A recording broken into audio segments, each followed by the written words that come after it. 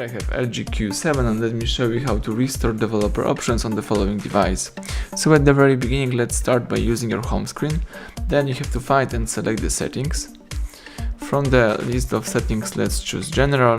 Let's scroll down and under Restart and Reset you've got developer options. Let's tap it, tap OK.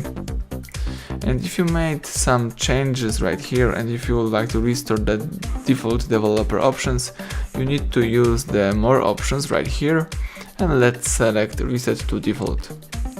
That's it, you just restore the factory developer options, so everything went well. You can go back and start using your device in a normal way.